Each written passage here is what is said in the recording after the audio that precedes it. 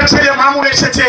আজকে ধন্যবাদ জানাই পৌর কমিটির সভাপতি হাসান কুফিয়া এসেছে, সমস্ত নেতৃবৃন্দের মঞ্চে আছে, সমস্ত নেতাকর্মী আরো যারা অনেকেই আছেন, সবাইকে আহ্বান করবো দল আমাদের সবাই মিলে সামনের দিনগুলোকে এগোতে হবে। অনেক কষ্ট, অনেক ত্যাগ, অনেক বড় দামে রক্তের দামে কেনা অর্জনকে সবাই মিলে আমরা সামনের দিকে এগিয়ে যাব।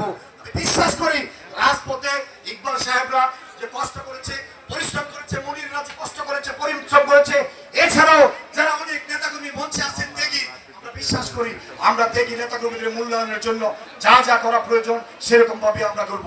আজকের কাউন্সিলর ভাইয়েরা আপনারা সেভাবেই আপনাদের মতামত, আমরা দ্বিতীয় পর্বে আপনাদের মতামত চাবো, সেই মতামতের ভিত্তিতে আপনারা আমাদের নেতৃত্ব আপনারা পছন্দ করে নেবেন।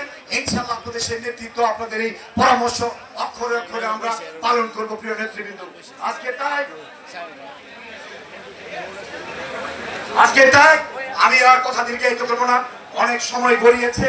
আমি শুধু আপনাদেরকে বলতে চাই আমি আপনাদের পাশে আছি, আপনাদের পাশের থানার মানুষ, বাজিতপুর নিকলির সকলের মানুষকে বলবো ঐক্যবদ্ধ থাকবেন। ধানের শীষ যেখানে সেখানে ঐক্যবদ্ধ থাকতে হবে। ঐক্যবদ্ধ থেকে আমাদের আগামী দিনের এই নির্বাচনী এলাকাকে আমাদেরকে বিজয়ী করতে হবে।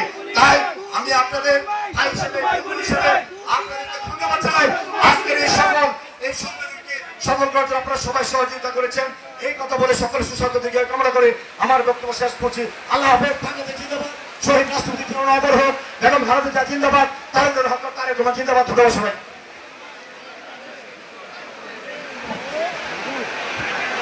সবাই ফেডারেলের ভিতরে চলে আসুন, সবাই ফেডারেলের ভিতরে চলে আসুন।